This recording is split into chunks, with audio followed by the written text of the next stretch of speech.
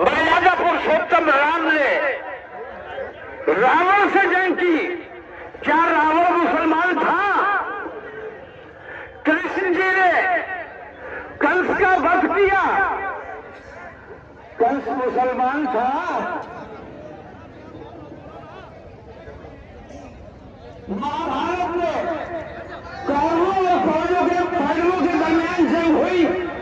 मैं पूछता हूं, क्या कौरव मुसलमान थे? हिंदू समाज से मेरी यह सवाल है कि कौन सा वो दौर है, कौन सा वो धर्म की तुम्हारी पुस्तक पढ़ाई गई है जिसमें तुम्हें यह सिखाया गया है कि हिंदू और मुसलमानों को लड़ना चाहिए? मैंने ये दावखत देखा है कि वो हिंदू समाज के मामलात हो या मुसलमानों के हो, हर दौर में अच्छाई और बुराई के दरमियान लड़ाई हुई है, अच्छाई और बुराई के दरमियान जंग हुई है, और हर दौर में बिना आखिर जंग हमेशा अच्छाई ने जीती है, बुराई हमेशा ताकतवर नजर आई है। राम बहुत कमजोर नजर आ रहे थे, तन्हा थे, रावण का कितना बड़ा साम्राज्य था, लेकिन बिना आखिर रावण को नाश हुआ। मैं कहना यह चाहता हूं कि अच्छाई और बुराई के दरमियान हमेशा जंग होती रही है, और इस जंग को कोई नहीं रोक सकता। ये जंग होती रहनी चाहिए, रहती दुनिया तक ये जंग जारी रहेगी। लेकिन तय हमारे हिंदू समाज को आज ये करना है कि असल में अच्छा कौन है और बुरा कौन है। अगर हम बुरे हैं तो ये बताओ, हम अपने देश के लिए मरने आए हैं, अपने मजहब के लिए मरने आए हैं, अपने रसूल की अजमत पर जान देने के लिए आए हैं, और वादा करते हैं हाथ उठाकर कि हमें मारो, हम तुम्हारा हाथ नहीं पकड़ेंगे, हम तुम्हें रोकेंगे नहीं।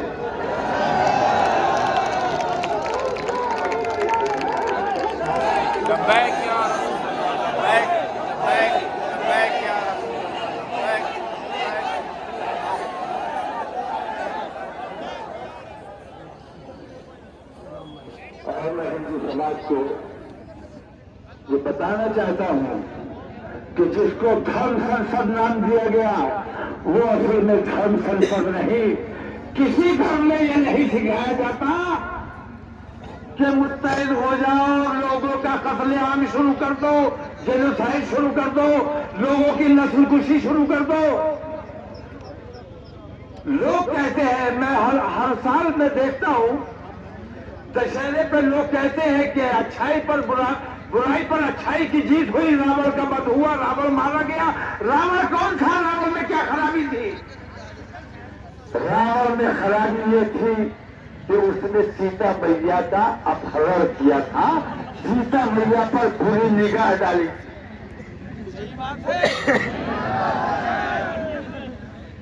उसके दिल में महिलाओं के लिए सम्मान नहीं था, उसके दिल में महिलाओं के लिए सम्मान नहीं था। मैं पूछता हूं कि अगर रावण बुरा था, उसका वध राम जी ने किया, तो क्या राम भक्तों की आज ये जिम्मेदारी नहीं है कि आज जो महिलाओं का अपमान करते हैं, जो बुरी ऐप बनाते हैं, भाई ऐप बनाते हैं, मुसलमान की बहू बेटियों की बेइज्जती करते हैं, फॉल्स लिखते हैं, क्या ये रावण के भक्त नहीं है? ये अपने आप को राम भक्त कहते जरूर है, लेकिन असल में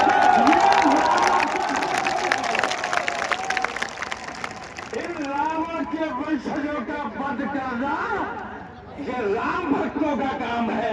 राम भक्त आप अपने आप तलाश करो, कौन राम भक्त है और कौन रावण भक्त है। ये तो बात मुझे अपने हिंदू भाइयों से कह रही थी। मेरी तबीयत ठीक नहीं है, मुझे डॉक्टर ने भी मना किया ज्यादा न बोलूं, लेकिन आज मैं सर पे कफन बांध के आया हूं, और मेरा ये सारा मजमा ये लड़ने नहीं आया है, हम बल प्रदर्शन करने नहीं आए हैं, हम अपनी ताकत दिखाने नहीं आए हैं, बल्कि अपने देश के लिए, देश की एकता के लिए, देश की अखंडता के लिए हम अपनी जान कुर्बान करने के लिए आए हैं। बाकी अगर हमारे खून से तुम्हारी प्यार अपना खून देने के लिए तैयार हैं। अब फैसला तुमने करना है कि जो मरने के लिए तैयार है अपने देश पर, अपने देश की एकता के लिए, अपने देश के भाईचारे के लिए, अपने देश के अमन अमान के लिए, वो बुरा है या वो बेईमान जो महिलाओं का सम्मान नहीं करते, लोगों को कत्ल करने की बात करते हैं और खुद को कहते हैं देश प्रेमी।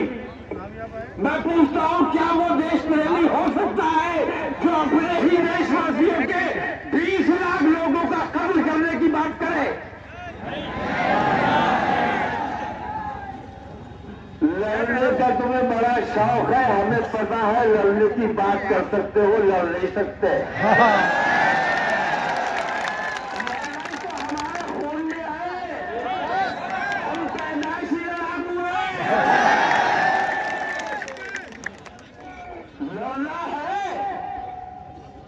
लेकिन हम तुमसे नहीं लड़ना चाहते क्योंकि तुम हमारे देश के नागरिक हो, तुम हमारे अपने देश के, हमारे हिंदुस्तानी भाई हो। हम तुमसे नहीं लड़ना चाहते। अगर लड़ना हो तो चलो, देखे तुम्हारी बहादुरी। चलो चाइना के बॉर्डर पर,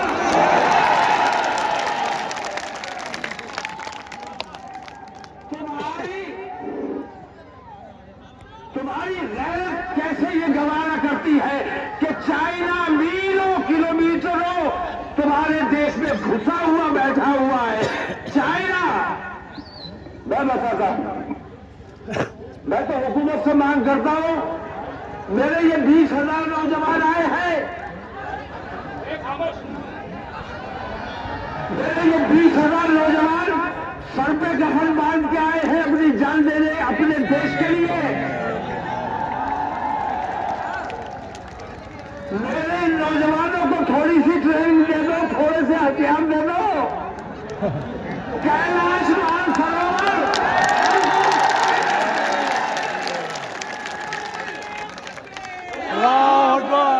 जो चीन ने कब्जा कर रखा है, हम अपने हिंदुस्तानियों को भेंट करने के लिए तैयार हैं। लड़ना है, लड़ना चाहते हो, चलो पाकिस्तान चलते हैं। चलो पाकिस्तान, पाकिस्तान पाकिस्तान करके मुसलमानों को डराने वालों, हम तैयार हैं। हमें हथियार दो, फौज को बुला लो। हमारे ये 20,000 नौजवान इंशाअल्लाह पाकिस्तान को अगर हिंदुस्तान में शामिल न कर दे तो कहें हम अपने देश से प्यार करने वाले लोग हैं, तुम्हारी तरह दगाबाज और बेईमान नहीं है हम। मैं ये बात आज इसलिए कह रहा हूं और मैंने ये बात पहले भी कही है, शोर नहीं मचा रही। बात जो कह रहा हूं समझ में आ रही है, ठीक लग रही है।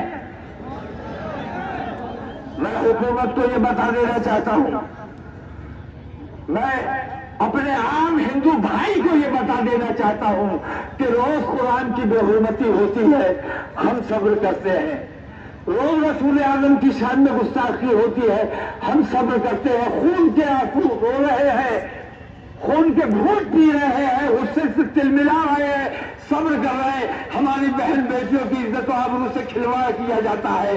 हमारी बहन बेटियों को कहा जाता है अपने नौजवानों से कि इनकी बेटियों को वर्ग लाओ, बहकाओ, भगा कर लाओ। शर्म नहीं आती,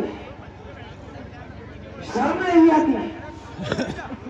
खून के आंसू रोते हैं, हम खून का घूंट पी के रह जाते हैं क्योंकि हम अपने मुल्क में अमन और अमान चाहते हैं। लेकिन अब हमारे सब्र का पैमाना टूट चुका है। अब सब्र का पैमाना टूट चुका है। मैं गांव गांव जाता हूं, बस्ती बस्ती देखता हूं, मैं देखता हूं मेरे नौजवानों के दिलों में कितना गुस्सा पनप रहा है। मैं डरता हूं उस वक्त से जिस दिन मेरे नौजवान ये गुस्सा फूट पड़ा, जिस दिन मेरा नौजवान मेरे कंट्रोल से बाहर आ गया, जिस दिन मेरा कंट्रोल इन नौजवानों पर से खत्म हो गया, मुझसे बहुत लोग कहते हैं मियां तुम तो बुज़दिल हो गए, तुम तो कुछ करना ही नहीं चाहते, लेकिन मैं कहता हूं कि पहले मैं मरूंगा, बाद में तुम्हारा नंबर आएगा। मुझे उस वक्त से डर लगता है, अपने हिंदू भाइयों से खास तौर से कह रहा हूं, मुझे उस वक्त से डर लगता है जिस दिन मेरा ये नौजवान कानून अपने हाथ में ले लेगा। किसके साथ है तू? जिस दिन ये नौजवान अंदर लिया बेकाबू हो गया और कानून अपने हाथ में लेने पर मजबूर हो गया, तो तुम्हें हिंदुस्तान में कहीं पनाह नहीं मिलेगी। हिंदुस्तान का नक्शा बदल जाएगा।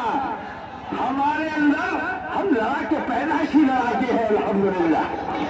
अपने मजहब के लिए, अपने मुल्क के लिए हमें हमारे रसूल ने बताया है कि अपने मुल्क से मोहब्बत करो। हम इसलिए अपने हिंदुस्तान से मोहब्बत करते हैं।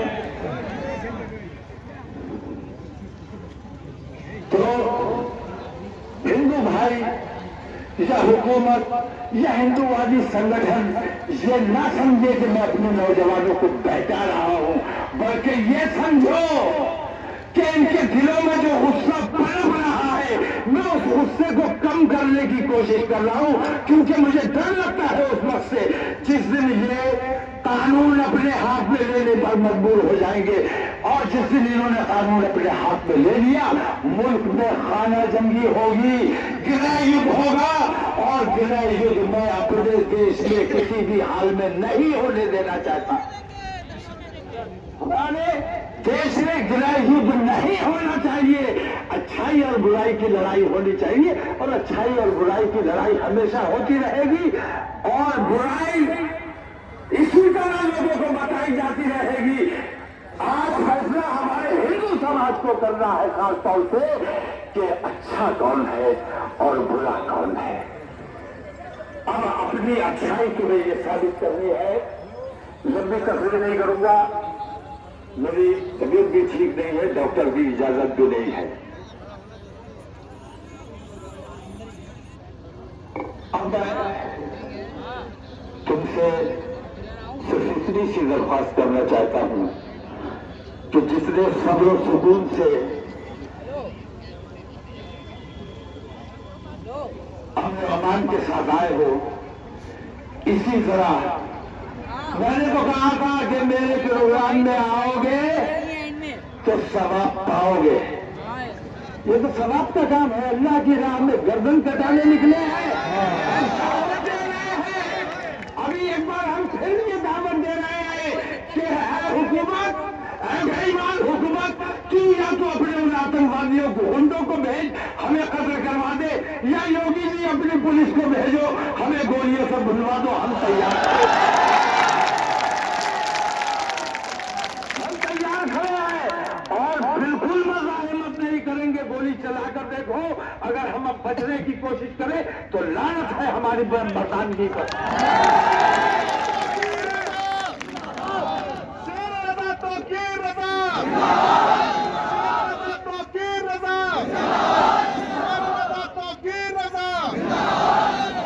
सरफरोशी की तमन्ना अब हमारे दिल में है।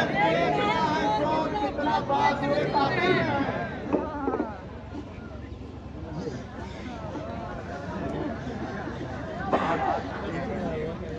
थोड़ी तकलीफ हो गई, लेकिन अच्छाई और बुराई के बारे में हमें अपने हिंदू समाज को बताना था। मैं अपने उलमा से भी कहता हूं कि तुम तो दावत के लिए पैदा किए गए हो, तुमने दावत का सिलसिला बंद कर दिया। इसीलिए हिंदू और मुसलमानों के दरमियान जो दूरी, जो खाई बन गई है, इस खाई को सिर्फ दावत ही पार सकती है। दावत का सिलसिला शुरू कीजिए, एक दूसरे से प्यार मोहब्बत का इजहार कीजिए, एक दूसरे से दोस्ती कीजिए, एक दूसरे से कुर्बत बढ़ाइए, तभी देश का माहौल अच्छा बनेगा। मैं उन तमाम हिंदूवादियों से कहता हूं कि अगर जंग चाहते हो तो जंग देश के लिए करो, अगर लड़ाई चाहते हो तो लड़ाई देश के लिए करो, देश की एकता के लिए करो। देश को बर्बाद करने के लिए लड़ाई नहीं लड़ी जानी चाहिए। मैं आप तमाम लोगों से हाथ जोड़कर ये दरख्वास्त करता हूं कि आप लोग यहां तशरीफ लाए। मैं बेहद मशकूर हूं, आप लोगों ने मेरी इज्जत रखी। और मैं ये जो कुछ भी कर रहा हूं किसी सियासी फायदे के लिए नहीं, बल्कि हमने जो तकलीफों में जिंदगी गुजारी है, खौफ और हिरास में जिंदगी गुजारी है, हमारी आने वाली नस्ल को हम अच्छा हिंदुस्तान अपने आने वाली नस्ल के लिए छोड़ना चाहते हैं। हम इसलिए ये तमाम जद्दोजहद कर रहे हैं। आप लोगों से हाथ जोड़कर मेरी दरख्वास्त है कि बहुत अमन सुकून के साथ, बहुत प्यार मोहब्बत के साथ, अब लोग आ रहे हैं तो उनके लिए मैं कब तक रुकूंगा भाई? नहीं, आप क्या वजह है?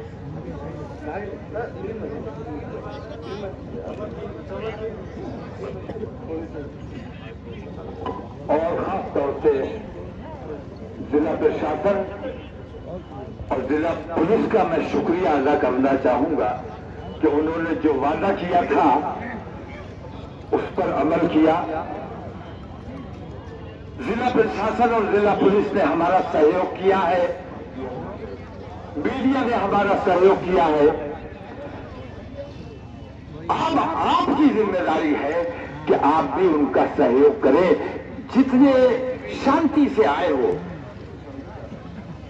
जितने अमन के साथ आए हो, उसी तरह दुरूद शरीफ पढ़ते हुए खामोशी के साथ, बिना किसी मजहबी नारे के, सब्र सुकून के साथ तुम्हें वापस अपने अपने घरों जाना है। क्योंकि आज तुम अच्छे और सच्चे मुसलमान बन गए हो। क्योंकि आज तुमने, जो तुम कल थे और जो तुम आज हो, उसमें इतना बड़ा फर्क आया है कि आज तुम अपने देश और अपने दीन के लिए गर्दन कटाने के लिए आए हो। तो आज से तुम बिल्कुल नए और सच्चे और अच्छे मुसलमान बन गए। अब अगर तुम अच्छे मुसलमान बने रहना चाहते हो तो इतना मैं तुमसे जरूर कहूंगा कि आज के बाद शराब बदपीना, सवाब का काम कर लिया तुमने। मरने के लिए आए, मरने के लिए आए, सवाब कमाया, और अब जब वापस जाओगे अपने घरों को तो राजी कहलाओगे। और राजी खिलवाड़ी और शराबी नहीं हो सकता।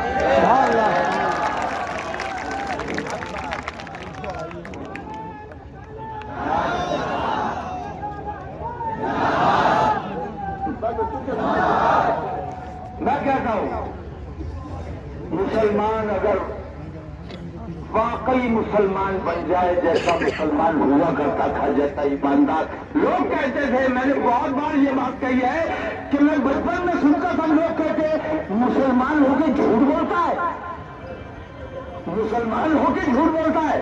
आज वही लोग कहते हैं मुसलमान है इसीलिए तो झूठ बोलता है, मुसलमान है इसीलिए तो बेईमानी करता है। वैसे मुसलमान बन जाओ। आज तुम मर चुके हो, जो तुम कल थे वो आज नहीं हो। क्योंकि कल वाला जो तू कल वाला था वो आज मर चुका। ये समझ ले कि तू शहीद हो चुका। आज से तू राजी बनकर जिएगा, क्योंकि तू मौत के मैदान से बाइज्जत और बावकार तरीके से अल्लाह तआला तुझे तेरे घर वापस भेज रहा है। तो आज से तू राजी है, और राजी बेईमान नहीं हो सकता।